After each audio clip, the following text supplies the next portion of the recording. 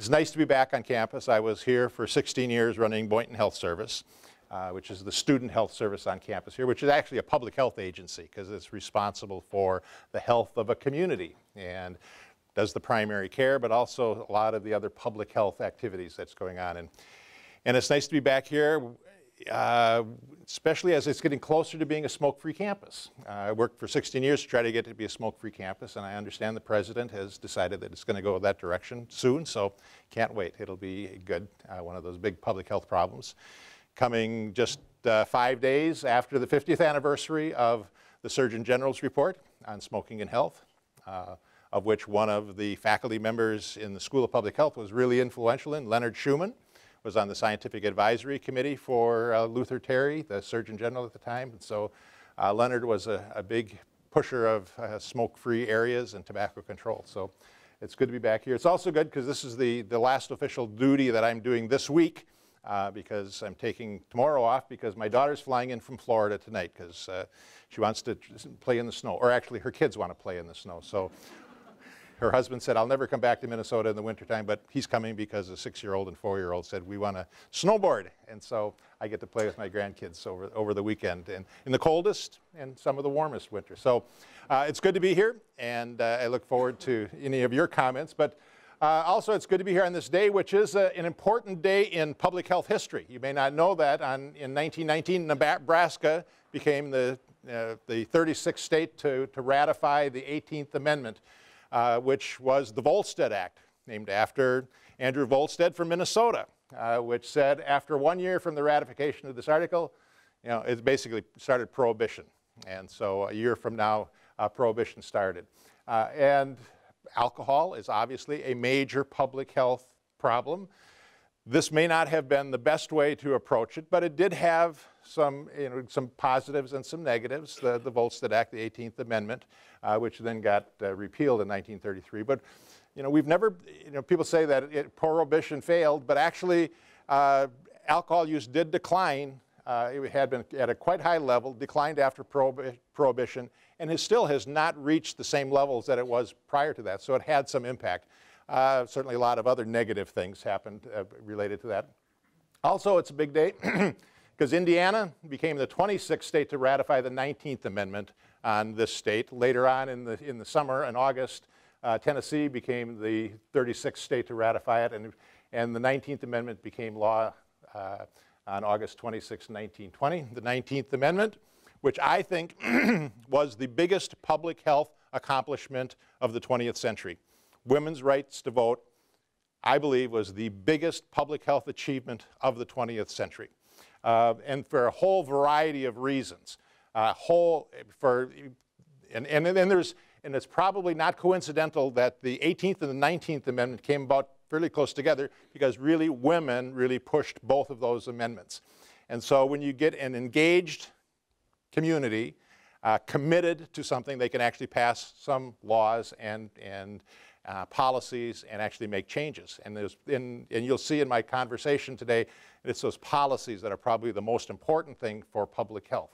And certainly one thing that I think relates to the power of policies and giving women the right to vote. This is the maternal mortality rate, the number of women that die in the first year after giving birth. And you can see starting in 1920, the maternal mortality rate dropped dramatically.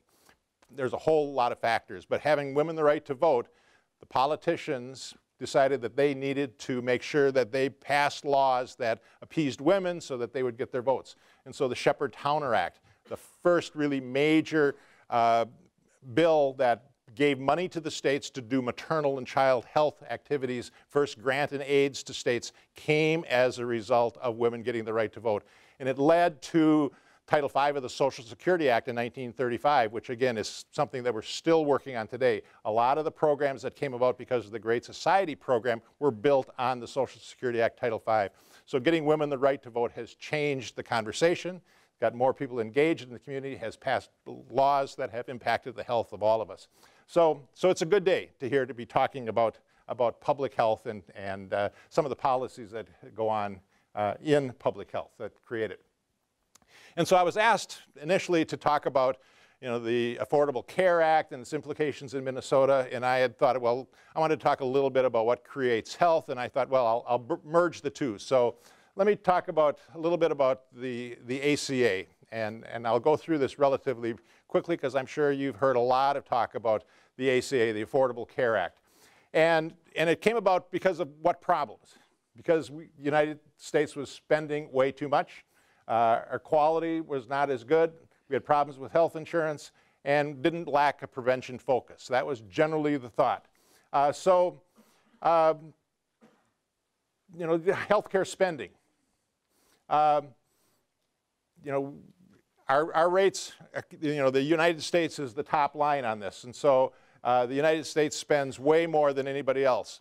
And also you can see that the differentiation between our spending in the United States and the OECD countries really started to diverge in 1980. In 1980, I was just getting started in public health, and it was that time that we stopped investing in public health. We block granted a whole variety of dollars and cut the funding to public health and started to increase more of our spending on the Medicaid side. And so, a policy decision to not invest in prevention and not in public health, I think, started to create this divergence in the United States. But you can see our costs are going out of control compared to other countries.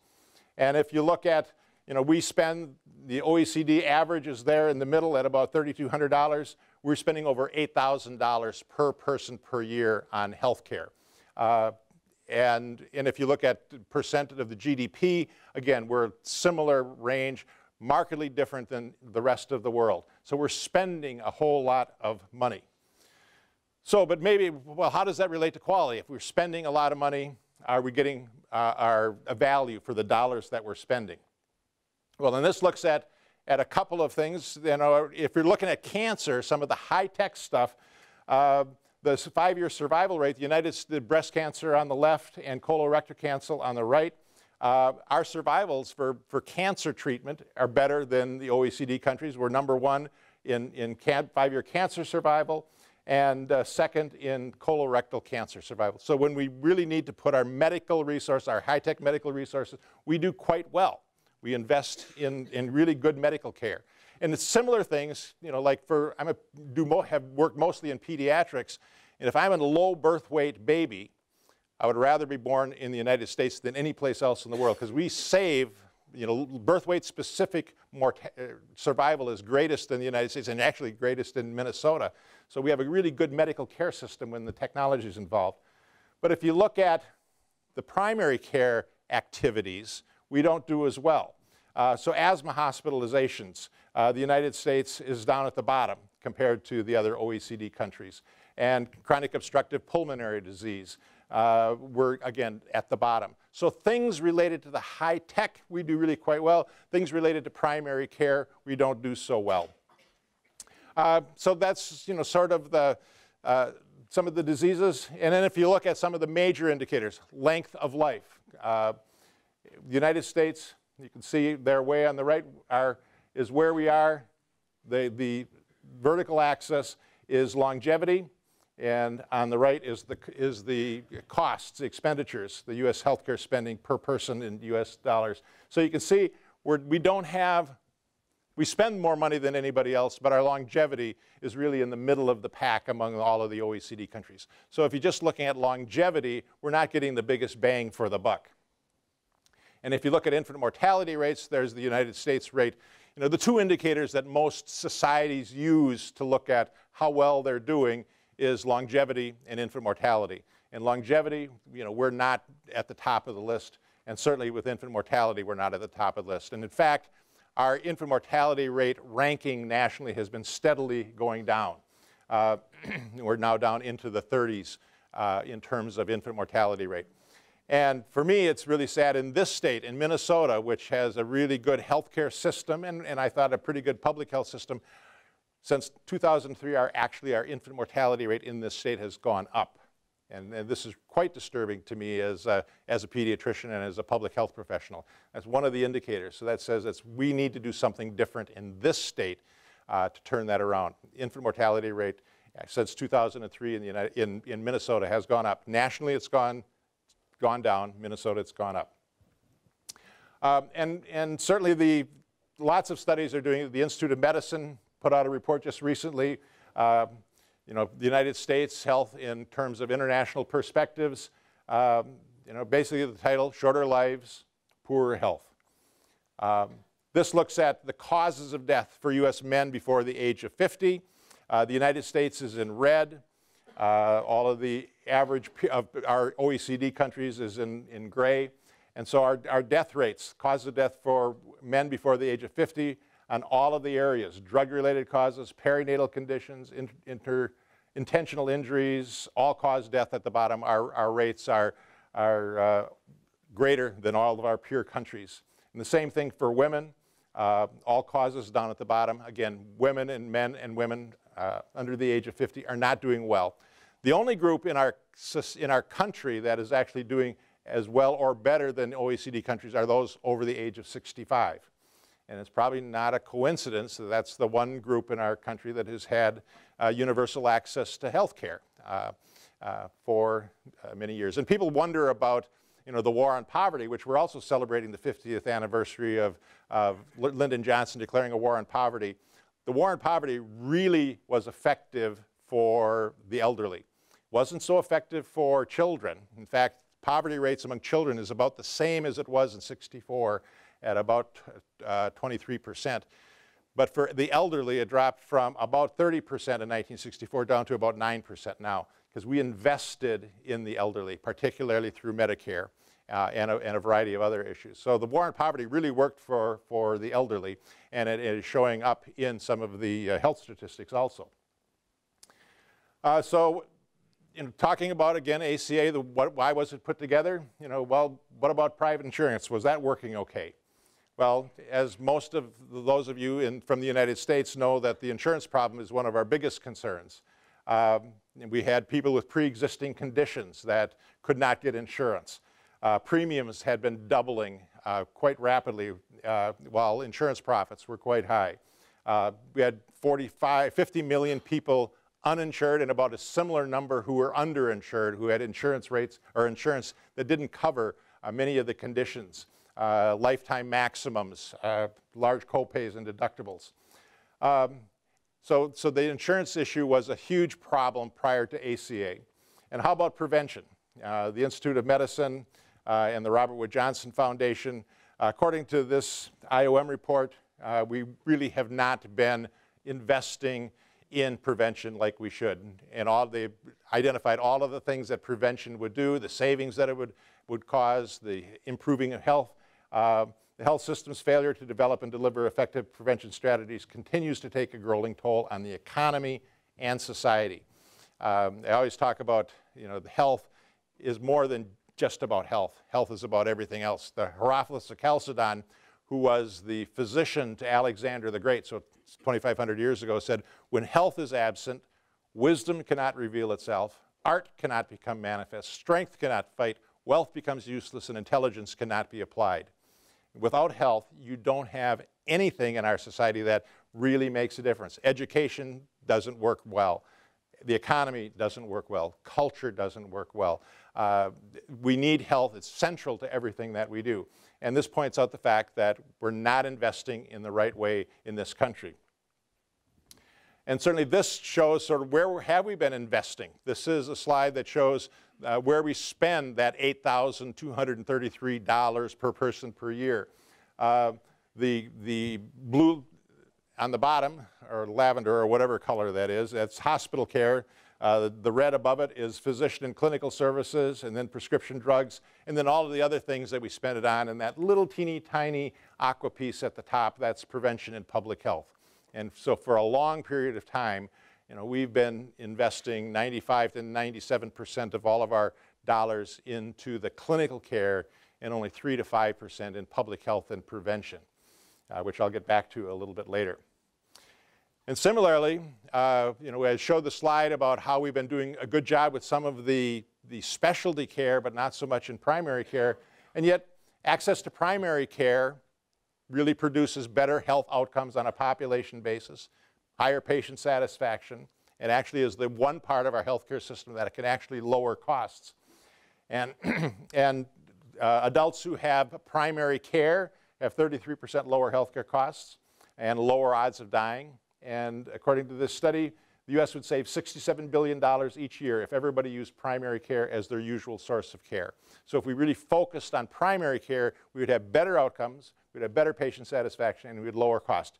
And yet, out of that $8,000 that we spend, we invest $250 of that in primary care.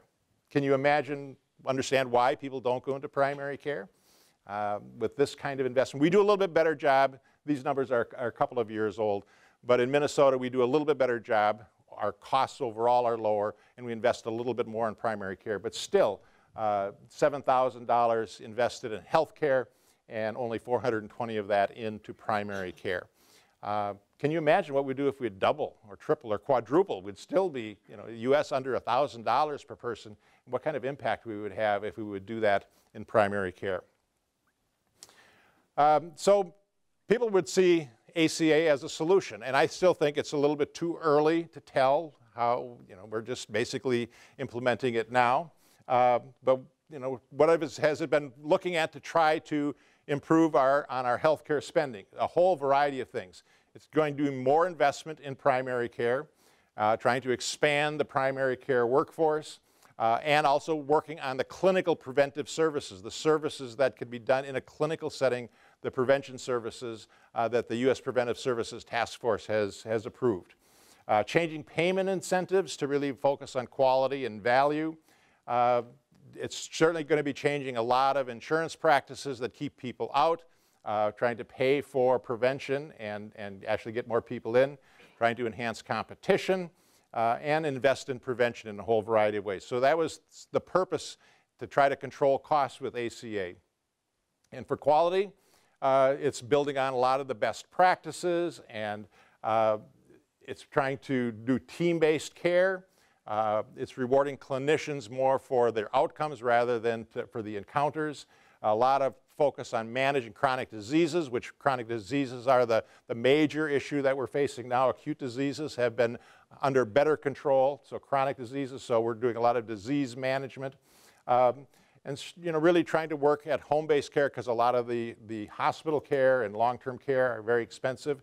Partnership of patients, a public-private partnership, really looking at best practices, accountable care organizations, all of these things, value-based purchasing, a lot of the things that I'm sure you know a lot about and been hearing a lot about. ACA is really trying to look at the best practices and implement them throughout the country.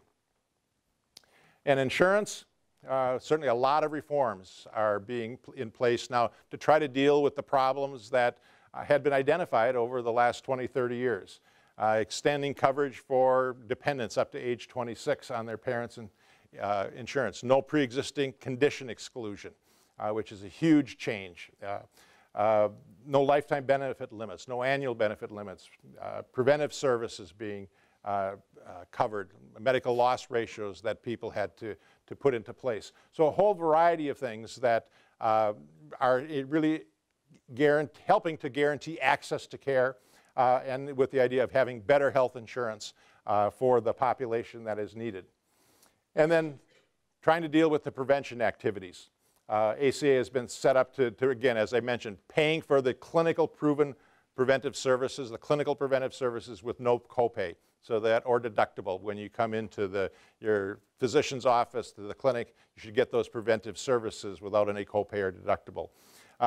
Developed a national prevention strategy, and community health clinics and federally qualified health plans, and actually had a fund of $15 billion, the Prevention and Public Health Fund, that funds things like the community transformation grants that we have one in this state. We're really trying to look at some of the prevention activities in communities at a community level. And Minnesota has followed, actually, the national ACA has pretty much followed what we were doing here in Minnesota. For those of you in Minnesota, if you think back to 2008, where we had a big push on health reform, we implemented a lot of the things that ACA has been trying to implement on a national level. We really looked at population health, started the statewide health improvement program, where we work with all of the counties throughout the state looking at prevention of obesity, asthma, tobacco use, improving physical activity. And that SHIP program that we have here is really the basis for a lot of the community transformation grants that are going on throughout the country. Expanding access. We had Minnesota Care, expanded eligibility. We streamlined enrollment procedures. A lot of the basic things for the basic health plan that's coming out of ACA. Created healthcare homes in this state, which really are, again, being used with the accountable care organizations as a way of getting team-based, multidisciplinary care for complex patients.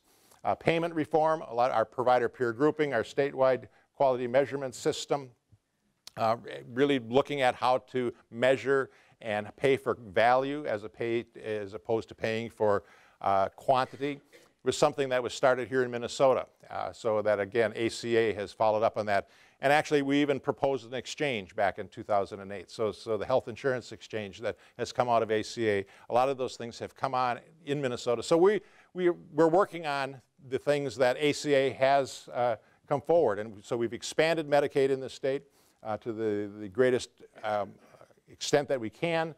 Started a health insurance marketplace called MNsure, and we have a basic health plan. We're the only state in the country that has done all three. It's got a basic health plan, a marketplace, and expanded Medicaid.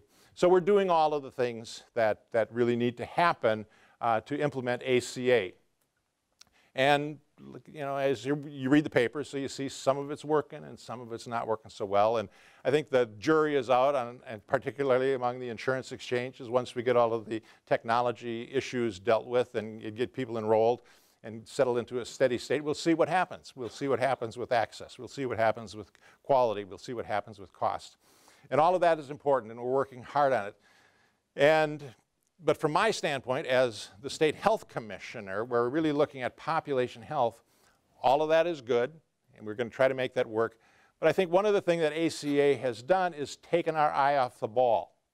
It has taken us from really what really determines health. And this is the narrative in our society, the narrative in our country is that medical care is what we really need. If we just got access to medical care, we'll be a healthy community. We'll be healthy individuals. And I think this focus on all of the insurance, as important as it is taking our eye off the ball. So I think we need to address the other determinants of health. And if you look at what determines health, if you look at all of the factors, clinical care really is only about 10% of the overall impact on health. The other factors, physical environment, about 10%. Genetics, about 10%. Health behaviors, individual choices that people make, 30%. And the social and economic factors, about 40%. This data comes from Tarlov. The numbers may vary a little bit. McGinnis and Fagey have a little different form, but it still points out the fact clinical care really only accounts for about 10 to 20% of our overall health. And it looks at the fact that, all of these factors have to come into play. If you're really looking at improving health, you have to look at all of those determinants. You have to look at the physical environment, which, 10 to 20%. The social environment, up to 40%. Access to quality care certainly is part of that. And then the individual in the middle of that, with his or her biology and his or her behaviors. And they're all influenced by policies. They're all put together, not by accident, but they're put together by policies. And the places where we are, the health that we have right now is because of a lot of the policy initiatives that we're living with.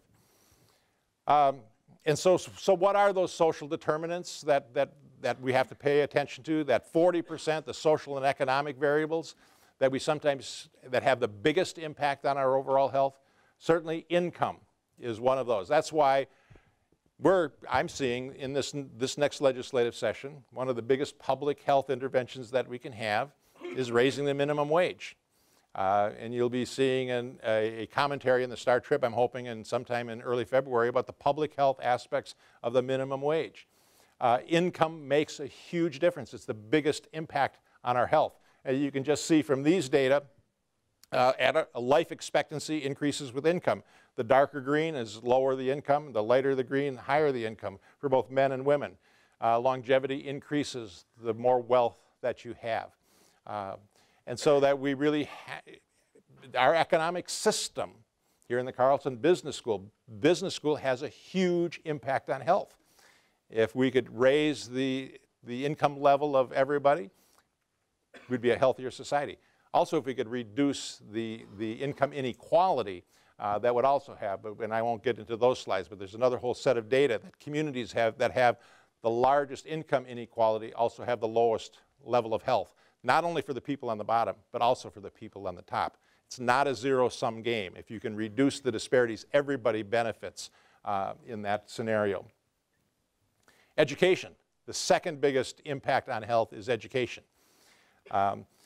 And again, you can see the darker the blue, the lower the level of income, the lighter the blue, the higher level of income for men and women. The longevity increases after the age of 25, that's what these last two slides are, generally goes up in a linear fashion. So, and we've not been investing in education as well as we should. And it struck me when I was running Boynton Health Service in 2009 on this campus was the first year in history that the cost of tuition, the total cost of tuition, over 50% of that total cost was paid for by the student and his or her family. Prior to that, over 50% was paid for by the state as a public good, as a public investment. And so the individual contribution to education, post-secondary education, has been going up steadily. I think education is a public good. The data show it certainly for population health. And we've not been investing in education. Similarly, our investment in K-12 education had been going down until just recently. Same kind of thing. Education is a public good. Everybody benefits from that.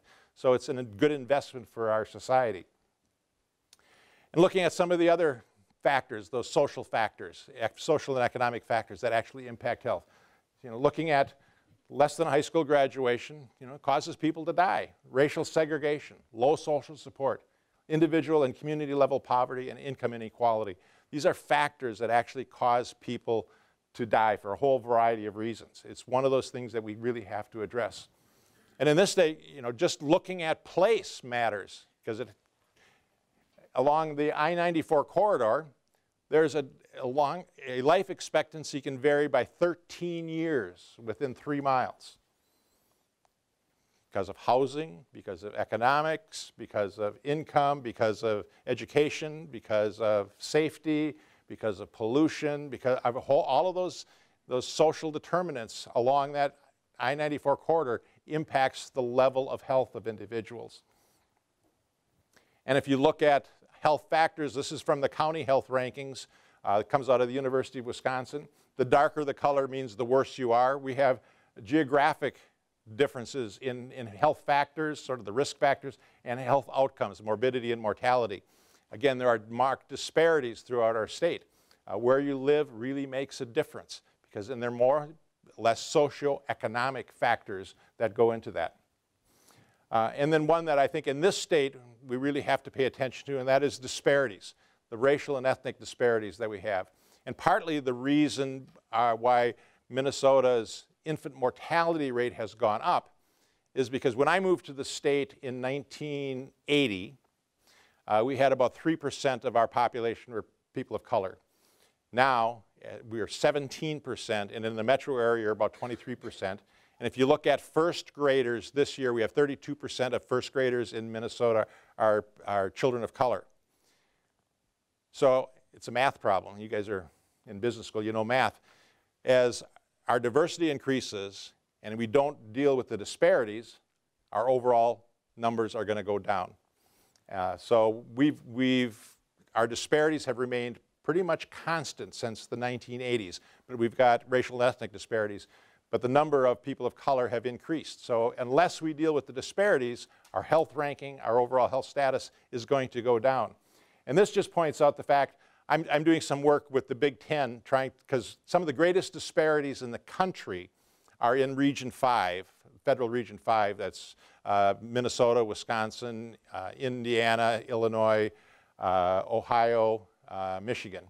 Some of the greatest disparities in the country, black-white disparities are there. So I'm just comparing those states, and you can see this is the black-white infant mortality disparity between African American infants and white infants, we have the largest disparities within Region 5 and the largest disparity within the country. So we say, you know, here, Minnesota, where all the women are strong, men are good looking, and all the children are above average.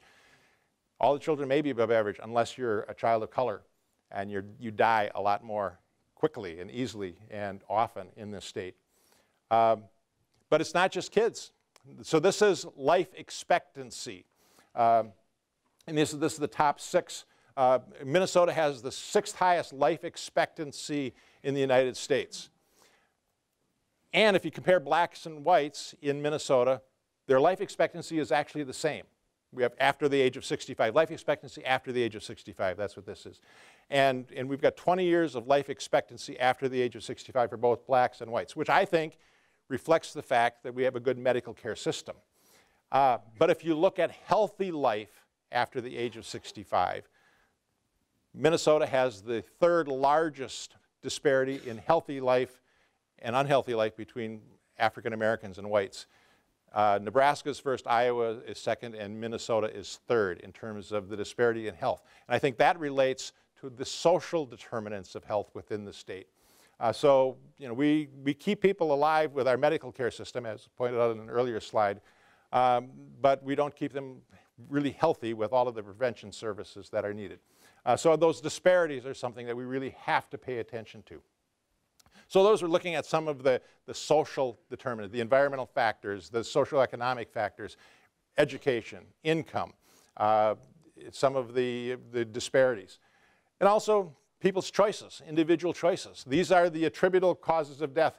3 conditions, lack of physical activity, obesity, and tobacco use cause about 50% of all of the deaths, are attributable to about half of the deaths.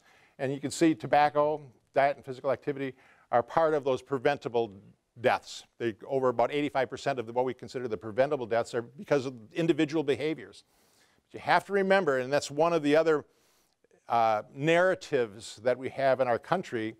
You know, one is that medical care is going to save us, is going to keep us healthy. The other narrative is if individuals just made the right choice, our problems would be gone. And that, yes, that is true, but individual choice, some of these things are really not totally up to the individual. If you live in a community where you don't have access to good food, if you live in a community that's unsafe so it's hard to exercise, if you live in a community where you don't have good schools, if you live in a community that really is underserved in a whole variety of ways, you don't have all of the choices. We have a lot of food swamps. We have food deserts, but we also have food swamps where we have high-fat, high-calorie food that are at low cost. And so it's a decision that's really hard to make to buy something that's more expensive and healthy than a lot more calories at a lower cost. So sometimes these choices, or if you're an African-American male along that I-94 corridor where the tobacco industry is marketing cigarettes and little cigars on a day-to-day basis every place you look, it's really hard to say no, particularly if you don't have a whole lot of hope for what you're going to achieve 10 years from now. Sometimes those individual choices are really affected by the situation, by the community, by the social situation that people live in. So my job as health commissioner is to, I think, get us to be the healthiest state in the nation. And so that is my job, and that's what I'm going to look at our state health rankings, and that'll be my performance appraisal. So what would it take to make Minnesota the healthiest state in the nation? I think there are a couple of things that we need to do. We need to have healthy people in healthy communities, and we need a healthy healthcare system. You know, I talked about ACA and what it was doing to try to change how we did insurance and did prevention and payment reform. And so since we spend 95% of our dollars, we have to focus on a better healthcare system. That's because that's where the dollars are, certainly Sutton's Law. But we also need to focus on healthy people and healthy community. So this is a picture. Actually, I picked up this magazine when I was driving through Minnesota back in 1973 when I was going to Montana to practice medicine in a couple of small towns in Montana. And I picked this up and I saw Wendell Anderson on there and said, you know, this might be a good place to end up someday. It's a healthy community, the good life in Minnesota. But it also points out some of the things that we really need to do. Certainly, first of all, get rid of the tobacco that the guy in, probably didn't see that in the background there, he's smoking a cigar. And we've been doing a good job of doing that. We're down to about 17% of our population smoking. 18 to 24-year-olds are still smoking too much, but we're getting there. And then we have this issue of e-cigarettes, but we'll talk about that some other time. And then we certainly have to get flu shots. I hope everybody here has gotten their flu shots. The rates of flu are increasing, so if you haven't gotten it, there's still time. Certainly we have to eat more fish and get a lot more exercise. So all of the things that we really need to do for that healthy people in healthy communities. We need to have good places to recreate. We have to get access to preventive services. We need to have behaviors in both physical activity and nutrition, and certainly stop smoking. But I think we have to think about health more broadly. It's that healthy communities. So when you talk about with individuals, what does it mean to be healthy and what does it take to be healthy? This is what people come up with. These are some surveys done by the National Association of City County Health Officials. People really, when they think about health, they want to have access to recreation space and open space. They want access to healthy foods. They certainly want access to good medical care. But that's not the top of their list in terms of health. It's number 3. Public transit, affordable housing, economic opportunity, completeness of neighborhoods, that you can do a lot of things within your neighborhood so you don't have to drive someplace. Stable neighborhoods, safe neighborhoods, environmental quality, green and open space. Those are the things that people think about when they're really thinking about health. And they put it in the context. They don't silo things. They say, to be healthy, I want a healthy neighborhood, I want access to healthy food, I want good schools, I want to have good health care. And so I think we have to think more holistic because that's what really impacts health. So we're really starting to focus on a health in all policies. And then again, one of my jobs as health commissioner is to get the commissioner of corrections and the commissioner of housing and the commissioner of transportation and the commissioner of pollution control and the commissioner of education and commissioner of all of the other commissioners to consider themselves public health workers because everything that they do actually impacts health. Where we build roads, what we do with our prisons, what we do with our schools actually impacts health. And so we're taking a health in all policies approach, which is a collective approach that integrates health into all policy-making programs. And so it's a collaborative effort. We're all in it together. Certainly those of you in the business school need to know that economic development and business is an important public health activity. And so put on your health lens when you're making decisions about business decisions. And just that health in all policies approach just have to come back since I do come out of the public health thing. Everybody knows about John Snow, the guy the father of epidemiology, who in London in the 1840s identified that cholera was coming from the water source, and he took off the pump handle. And so cholera, in the Broad Street pump, cholera decreased in that neighborhood. So he got celebrated. So how many of you had heard about John Snow before? I hope, a really important guy. Has anybody heard of Joseph Bazalgette? Well, actually, so when Snow took off the pump handle, cholera went down for a while, but then came back up again. It didn't get completely eliminated until Joseph Bazalgette, who was the head of the Board of Guardians responsible for health, welfare, and sanitation, actually built a sewer system, a septic system that got rid of all of the sewage, and actually that's when cholera went away. Nobody knows about that infrastructure.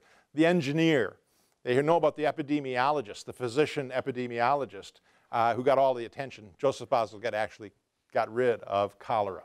So it's that health in all policies. We need to have partners to do the work of creating health in our communities.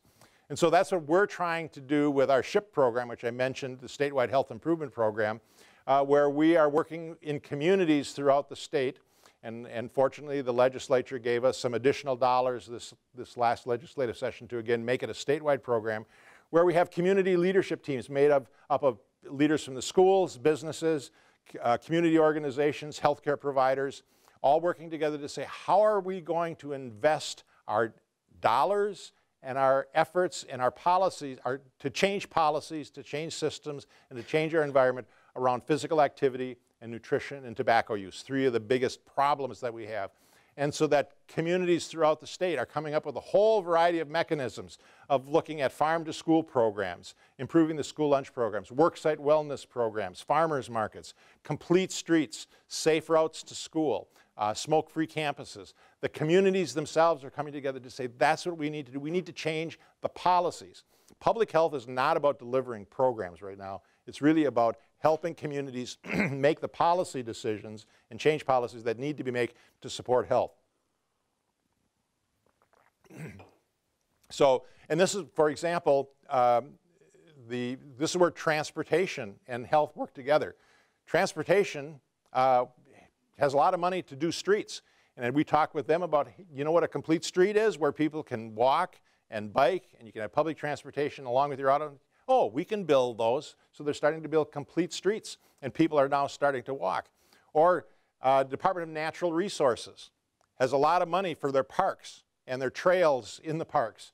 And they said, you know, if we connected local bike trails in cities with the Department of Natural Resources trails that go in through some of the parks, we can actually increase use. And so they did. So they put some money into extending bike trails in cities to hook up with some of the state trails and increase bicycle use dramatically. It also increased tourism and increased the economic situations in communities. So this is where that health policies, changing some of the policies, looking at some of the activities that come from investing in prevention can pay big benefits to health and to the economy. And we're certainly doing the same thing with certain of our planning. This just is an example of what we're thinking about in our state as we look for a health.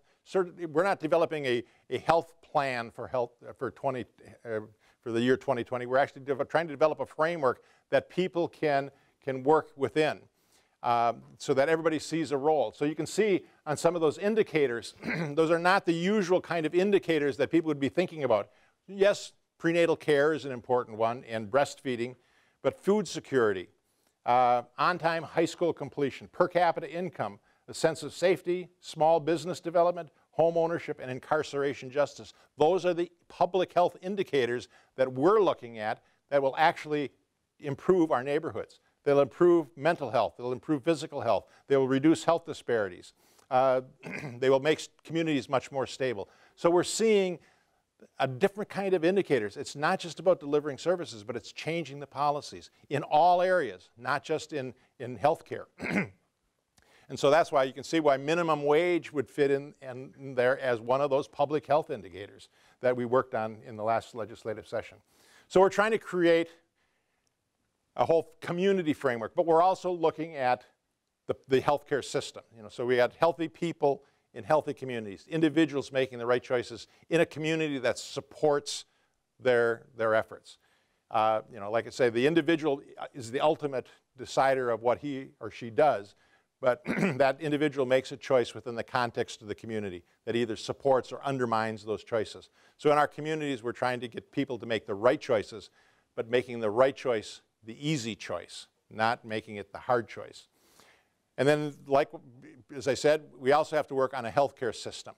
Right now, in our healthcare system, our medical care system, our clinical care system, really built up around that waterfall.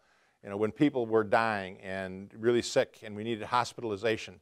And that was, I think, appropriate at the time when we had a lot of acute diseases. But we built it all up around that hospital as the center of our healthcare system.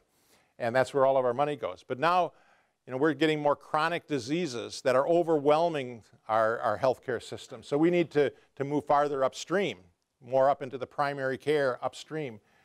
But actually, I'm saying we need to get people out of the river. We need to get them onto the shore so they're not vulnerable for going over the waterfall. So it's more like this. So right now, we have a lot of people who are afflicted with some condition, and that's where specialty care comes in, and we do an excellent job of that. We put a lot of money into that, sort of the tertiary prevention. You know, people have something and we want to rehabilitate them. So we have a lot of work there. But we need, and we're trying to move a little bit upstream, where to get people they have a condition, but they don't have any complications yet. That's where we have the secondary prevention. That's where we do screening, early identification of colon cancer, early identification of breast cancer, early identification of any kind of condition, so that we can intervene before they get sick. And that's secondary prevention. And that's a lot where primary care, a lot of the clinical preventive services that we have are really sort of in that secondary prevention. And then we have a whole, also then for public health, this is where traditional public health has worked in that vulnerable population, the at-risk populations, the low-income populations, the poorly educated populations, the immigrant populations, the non-English speaking, people who are vulnerable, and put a lot of effort into that. And that's sort of the primary prevention. But I'm saying that we really need to relook at that and actually go one step further upstream and actually keep people from becoming vulnerable. The number of people in our state who are vulnerable is increasing, and we're going to be overwhelming our healthcare system.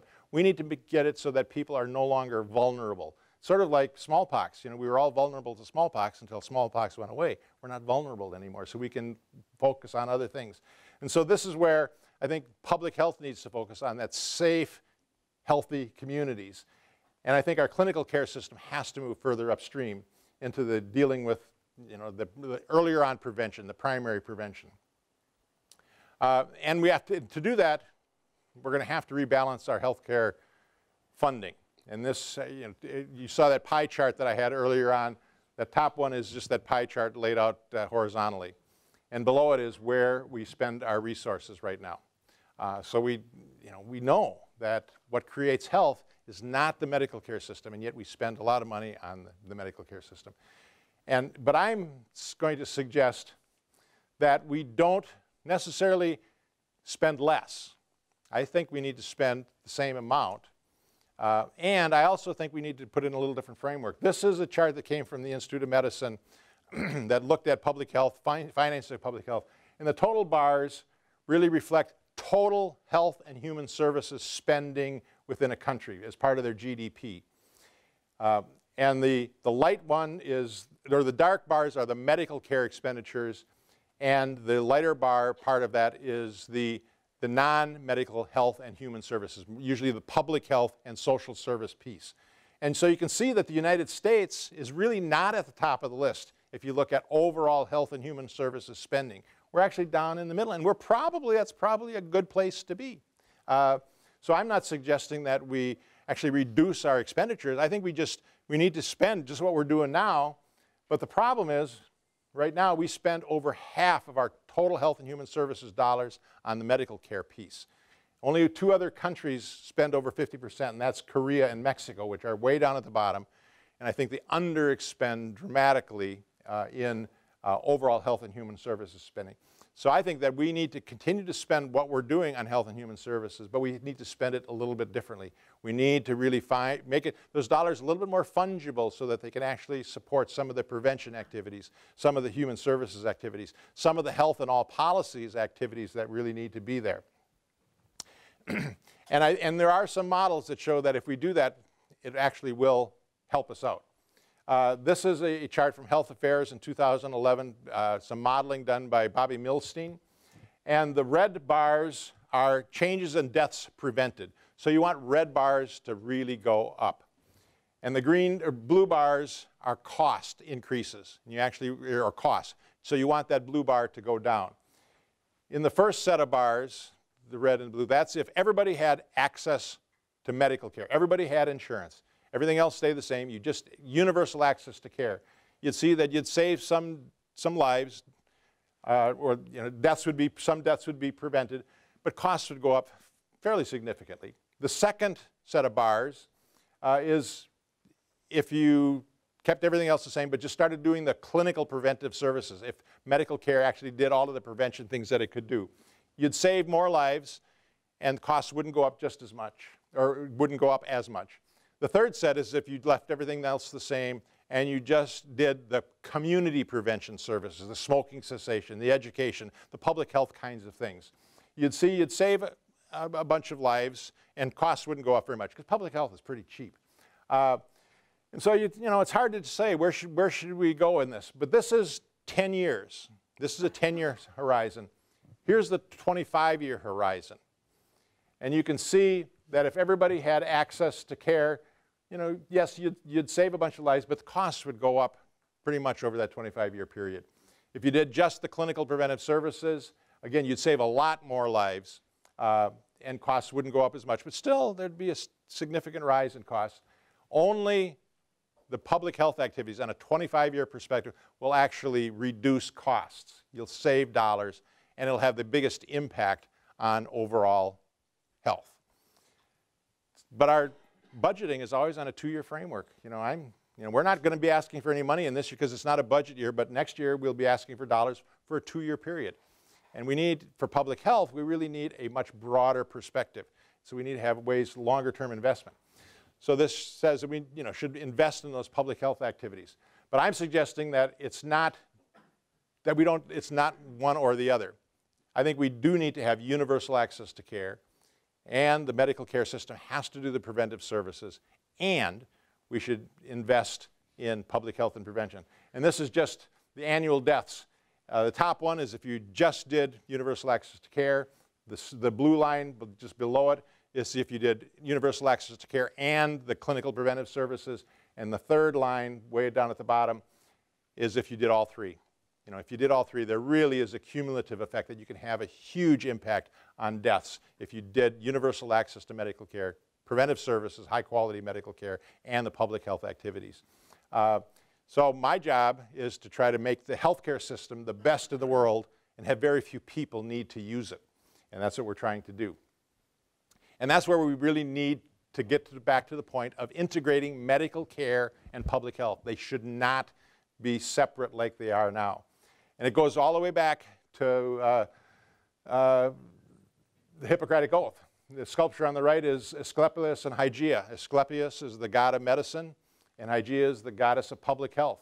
And so the Hippocratic Oath, I swear by Apollo, the healer, Asclepius, Hygeia, and Panacea, that they were all, you're swearing to all three, to medicine and public health as part of what a physician oath to take. Rudolf Virchow, one of a well-known doc, one of the icons in medical care, said, medical education does not exist to teach individuals how to make a living, but to empower them to protect the health of the public. It is part of the history, it's part of the values, it's part of the principles of medical care that it is all about public health, treating individuals in the context of their community, treating individuals to help with improving the health of the community. And this is Charles Hewitt, who started the state health department in 1872, 142 years ago. Was a physician in Red Wing who realized he could be treating patients all day long and that he would never have an impact on the community, decided that he needed to organize a health department, a state health department. So he started the Minnesota Department of Health in 1872, and he said, I think it puts it very well back in those days, and it's current today. Prevention first, cure if you must, capacity to do in both directions. And that's what I think we really need to do in healthcare. We need to do prevention first. That's where you get the biggest bang for the buck. But yes, we will always need medical care, and we need it to be the highest quality, the most efficient, and have everybody have access to it. And so you need to do both. It's not one or the other. And I think we have examples in this country of how that has happened. Here's the life expectancy in the United States during the 20th century. We gained 47 years, or 30 years of life. It went from 47 to 77. Years of life expectancy from 1900 to 2000. So, and you can see in the first 50 years, jagged line. That's because most of the problems were acute diseases. You can see the big drop in 1918 with the flu epidemic. So we had a lot of acute diseases. And since that time, in about 1950, it starts to plateau and even out because we turned over to chronic diseases. So we didn't have the big variations in epidemics. We just had one big epidemic of chronic diseases. But you'll also notice that the trajectory of our improvement started to change also in the 50s and 60s and 70s and flattening out. Really only 7 of those 30 years have occurred in the last 50 years of our expanded life expectancy. Most of it occurred in the first. And I believe that it's medicine and public health were working collaboratively in the first 50 years. They're some of the same people who were in the same labs and the same departments working hand in hand to deal with acute diseases. In the latter part of the 20th century, and I'm part of that, I graduated from medical school in 1972, and during medical school, newborn intensive care units came online. CT scans all of a sudden were invented. MRIs were invented, and we were enamored by the technology. And we thought, this is the greatest thing ever, and so we put all of our energy. So medicine and public health really went in separate directions. We decided that we would take a medical approach to chronic diseases, and we'll treat them. And we've done some remarkable things with treatment, and I love that. But we left public health aside, and we stopped investing in public health. And so I think now, when we realize that we cannot treat our way out of obesity, we cannot treat our way out of diabetes, we cannot treat our way out of many of the malignancies that are there, that we need to do medicine and public health collaboratively. And so we need to come back together again.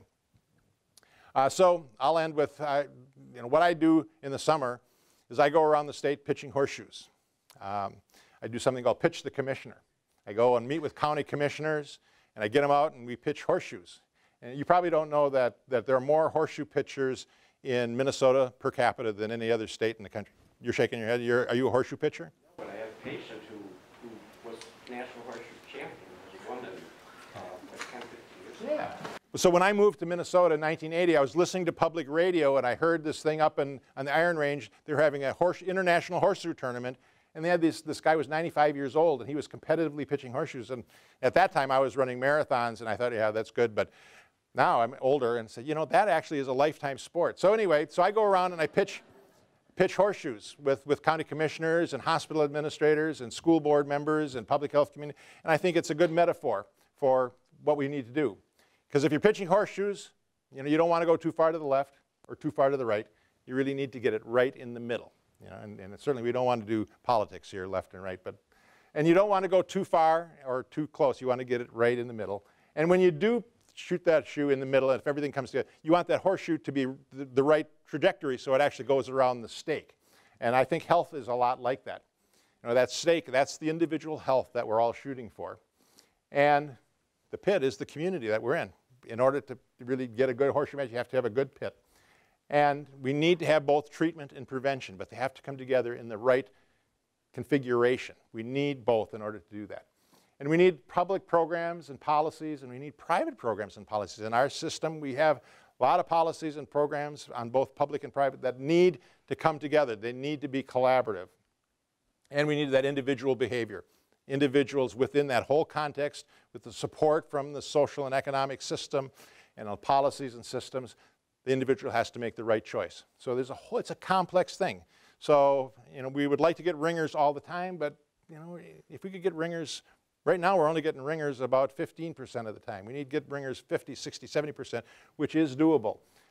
So I think that is what we do. But also we have to always consider the social determinants. Some people don't have access to a horseshoe pitch. They don't have access to the horseshoes. They don't have the education to know what this is all about. They haven't had the experience. So we have to think about those social determinants. We need to think about race and income and discrimination and economics if we're going to really be a healthy community. So this is where, public health is what we as a society do collectively to assure the conditions in which people can be healthy. Public health, that's why it's nice to come to the business school, because the business school is as much a public health entity as the School of Public Health.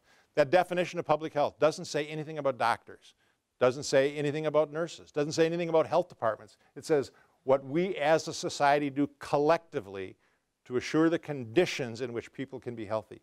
And what are those conditions? Income, education, safety, security, environment, housing, transportation. Those are the conditions in which people need in order to be healthy. And as I said, when health is absent, we can't do any of the things that really make us successful as a society. Don't bring us, without health, we really cannot enjoy all of the gifts that we have in this state or in this country.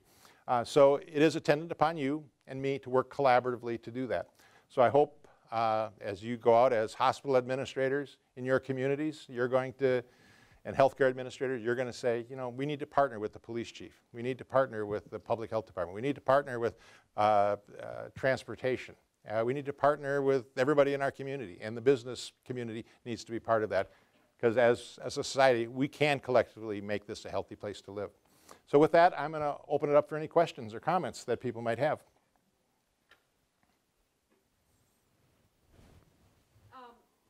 Going to the infant mortality, what or how much of a factor do you think the improved prenatal care has on that, in that we're now getting more pregnancies to the deliverable state, and now you end up with a baby that might have, or pregnancy that might have died before the 23 weeks and is now getting to 23, 24 weeks, and you have a viable but compromised baby?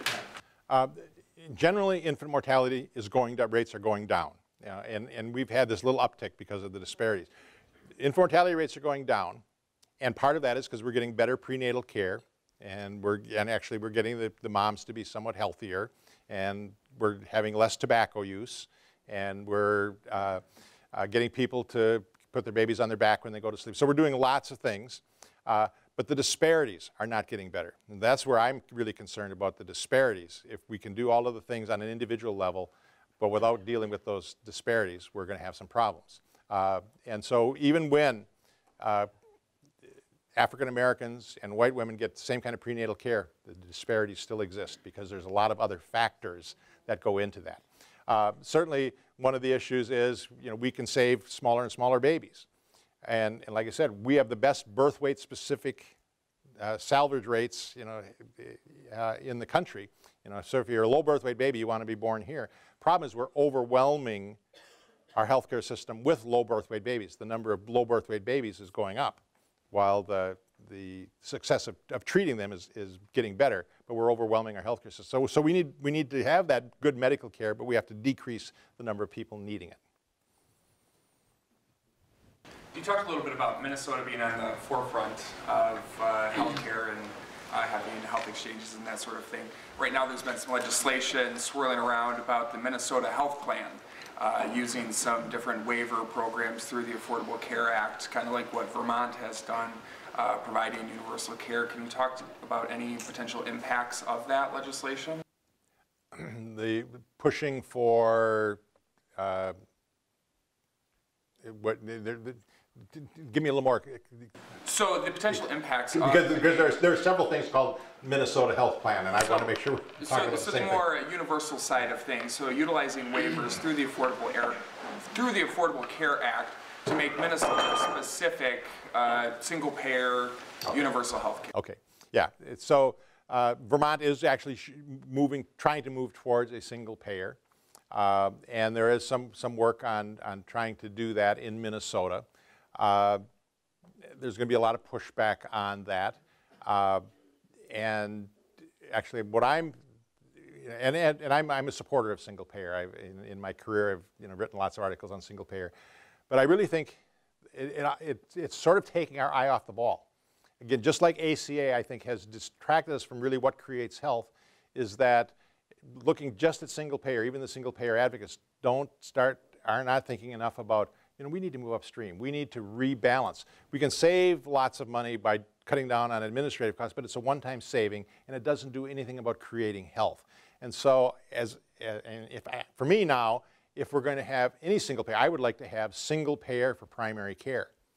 I'd like to have a trust fund that would say, we're going to give universal access to primary care with no copays or deductibles. As you saw, if everybody had access to primary care, that would be the single payer I would like to work at first. But I do think we need to do the prevention activity. We need to invest some more dollars in the upstream kinds of things. So yes, I think single payer would be helpful in a whole variety of ways, but I don't think that financing is necessarily the answer to improving our health. Lots of other countries have universal access, and they've gotten it in different ways and not always through single payer. They have multiple payers in several countries that get universal access. Universal access is a good thing. How we finance it can be debated.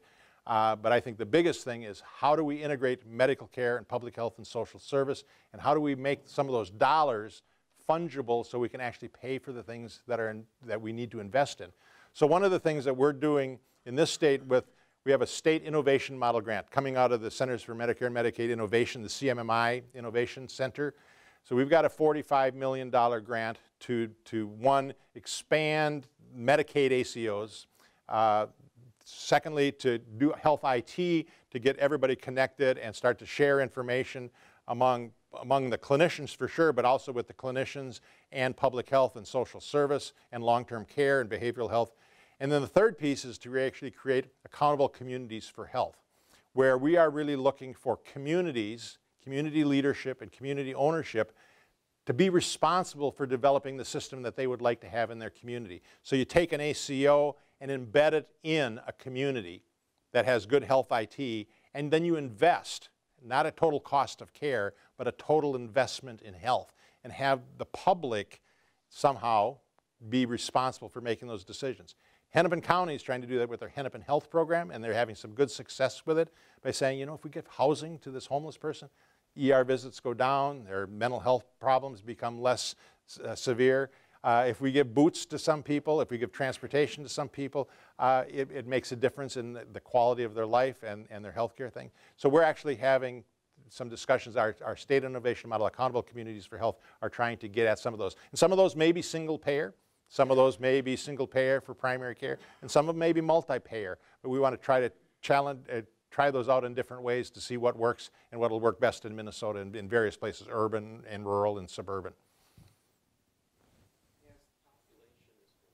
Up, especially in Minnesota, extrinsic as well as intrinsically coming into Minnesota, and the age of patients is increasing, and we're also increasing viability of the younger patients. Obviously, there's going to be and there already is, a difficulty in meeting the costs of expanding healthcare.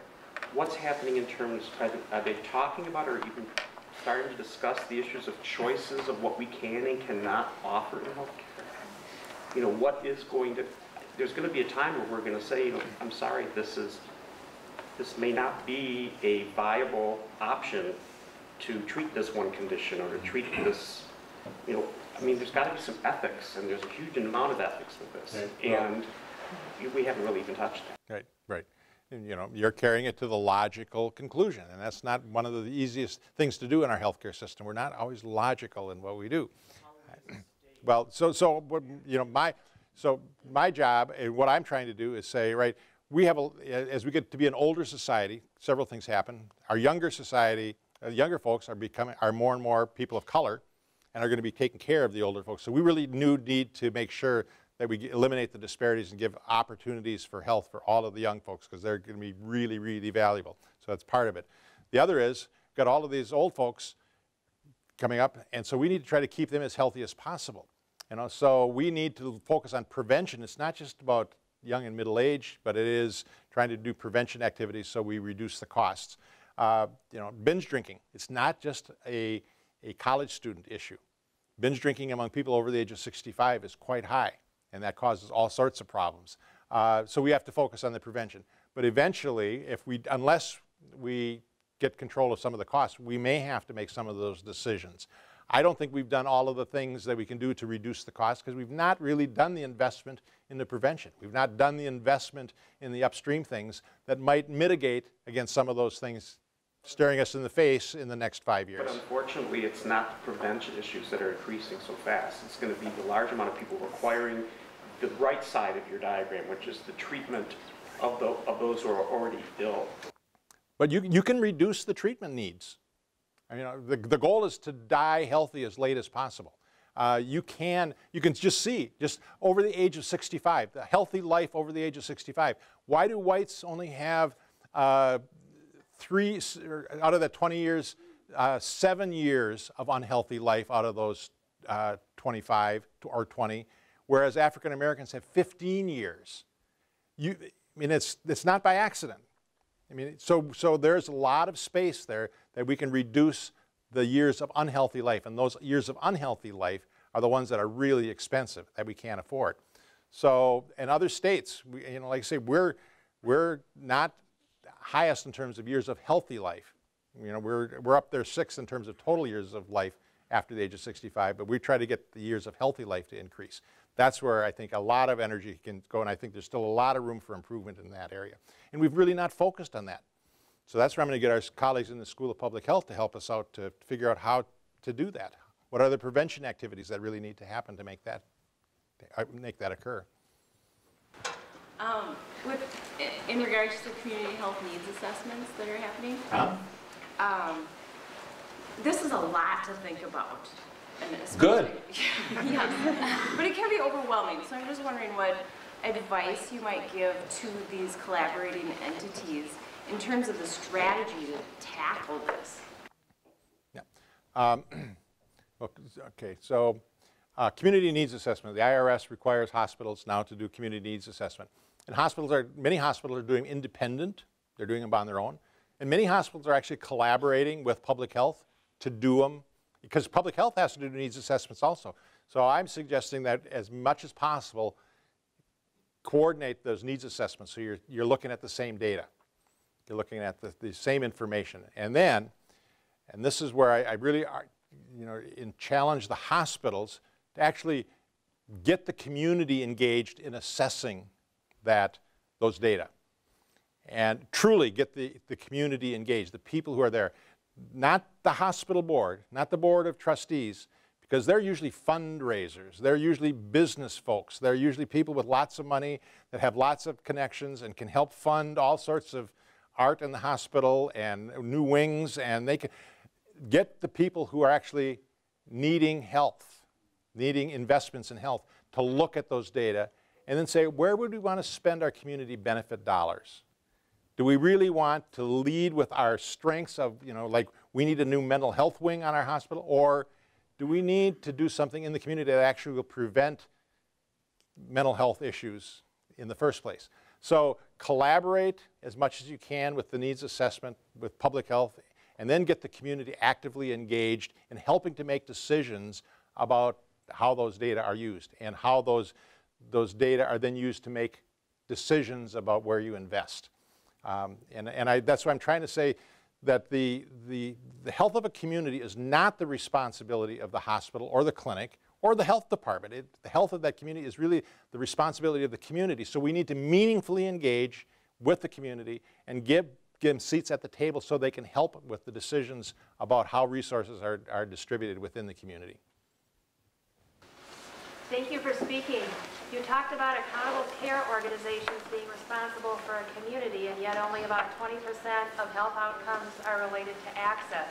So an example would be if you plant a tree along a street, people might drive slower, better air quality, higher housing prices, more people who want to use that house and go to school there, yet it's still, if you're doing a return on investment, it's still the forestry department that planted the tree. So how do we change this discussion about return on investment for different things that we might do with the social determinants of health to improve health? Yeah, well, I mean, that's the dilemma that we have in our society right now. If you do things that prevent disease, the savings go to the medical side, and they have those dollars and they reinvest them in more medical things. That's human nature. So that's why I'm saying in our accountable communities for health, we're actually saying we need public responsibility and ownership of how the investments are made. And so that's where we're trying with these things, these accountable communities, that make those dollars more fungible so that when we do savings, we can invest them in different places. Now that's going to be a heavy lift to do that, but that's why we're starting with some smaller communities and trying different models to do that. But that's the challenge that we're going to have in order to really support the public health kinds of things or the social determinant kinds of things. And that's why also we need partnerships. That's why I'm collaborating with transportation, and really we're on the same page. Charlie Zelli is a good public health advocate, yes. And Charlie and Tom Roy in corrections. Tom Roy, the Commissioner of Corrections, understands that what he does in the corrections facility is impacting the health of communities because many of the people who come out of prisons have chronic diseases and they have mental health issues and they end up being homeless and they cause all sorts, so what what he can do in the correction system. So we need to have more partners with that. And I think it's then when we have those partners who can advocate for policies that allow us to make some of those transfers of resources to where they can have a bigger impact. Kind of a multi-layered question here. I'll try and get it out so that you can understand what's swirling in my head.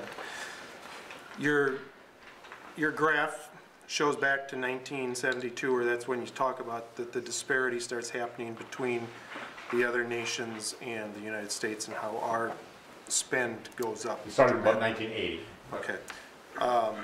But it was back in 72 that you had said that the public health dollars started decreasing. Actually, they started more in the 1980s. With Medicare and Medicaid coming in 1966, 64, 66, the Head Start, food stamps, OEO neighborhood health centers, the Elementary and Post-Secondary Education Act, Vista, a lot of those investments, those really continued on through the 70s, and then with a big change that occurred in 1980-81, that's when many of those things started to be reeled back.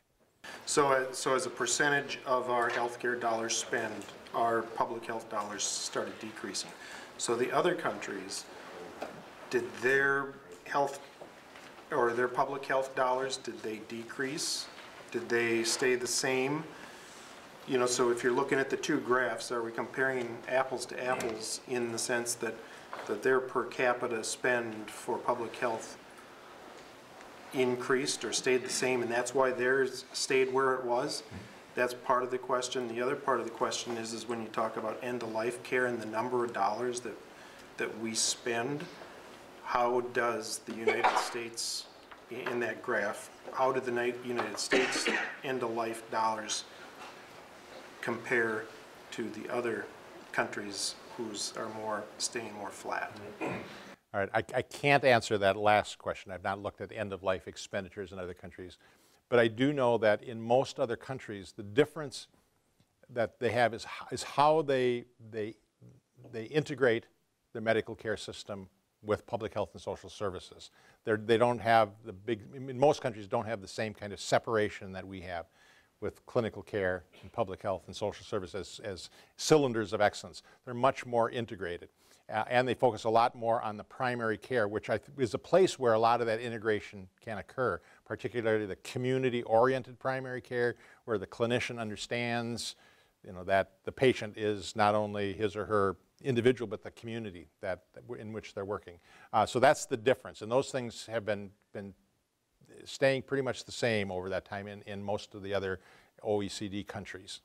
That's, I think, the difference. I don't think it's about financing. I think it's about how we integrate care and how we actually collaborate within the various sectors, and that they actually come up with a more comprehensive approach to health and a broader definition of health. Also, they pay a lot less for some of the providers. That's another whole issue. And the end of life, I don't have the data on that one, so I can't answer that. You probably are aware of the Oregon Coordinated Care Organizations. I was part of a hospital system out there when they first initiated it. It was the first time that we had to do that health needs assessment as a part of a community. Do you see that Minnesota may be moving in that direction then? Yeah, it's happening in several places, and people are seeing the benefit of doing that broader community needs assessment, where you have a lot more people engaged, public health, social service, and the healthcare system actually looking at the same data, and they're coming up with some good plans. So I think it's a model that will do more. It gets a little bit more difficult in the metropolitan kinds of communities where, you know, we have competing organizations. It's easier in some of the rural communities where we don't have the kind of competition. So we're still working on that in the urban area.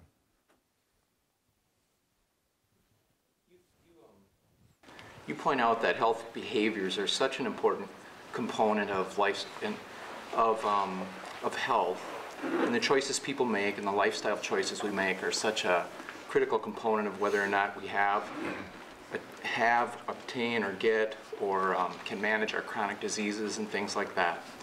But people don't, and you're arguing that let's put in a bunch of investments in the situation, the environment around us, will help people make the right choices.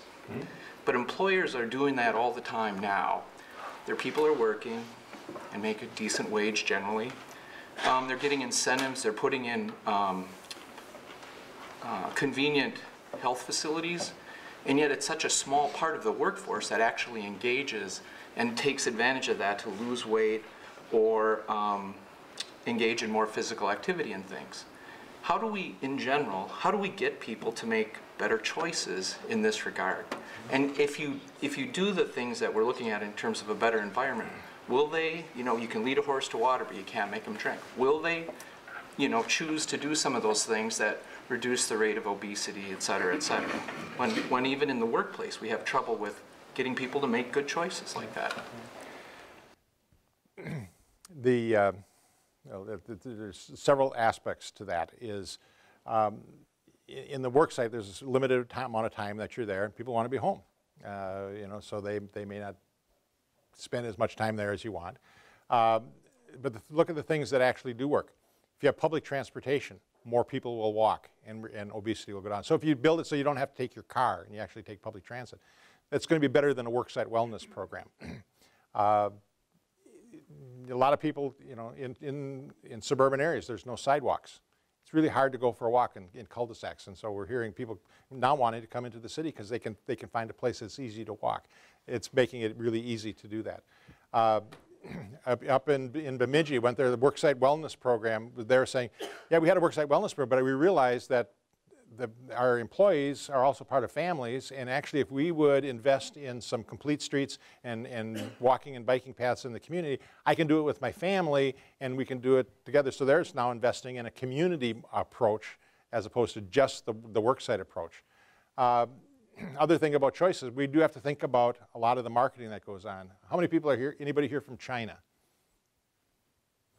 I understand, this is my understanding, that 10 years ago, Coca-Cola had a goal that they would make Coca-Cola be the breakfast drink of choice in China. And I now understand that it is the breakfast drink of choice in China. And that's what I've been told. I haven't, you know, seen any articles on it, but from people who've, so that, do you think everybody in China just decided, all right, I'm going to just, you know, make this personal choice to drink Coca-Cola for breakfast? No, that was a marketing attempt, and you guys in business know how marketing really does work. So we need to think about that. So that's why I'm concerned about e-cigarettes and the marketing of those kinds of things, and you know, marketing of various kinds of food products. It's a broader conversation. Individuals have a choice, and work sites have some that can do part of it. Communities can do some, but we need broader policies about what's acceptable and what's not in terms of you know, getting people to make certain choices. We need them also to say, this is important, yeah, and I'm willing to make choices, and I'm willing to make sacrifices or things. We're not going to stop Coca-Cola from advertising. I mean, maybe. We did it with tobacco. We did it with alcohol. I mean, you know, I'd be interested in your thoughts about the legalization of marijuana out in Colorado. And along those lines, what role does the Commissioner of Health play in that discussion that could very well end up in Minnesota? Well,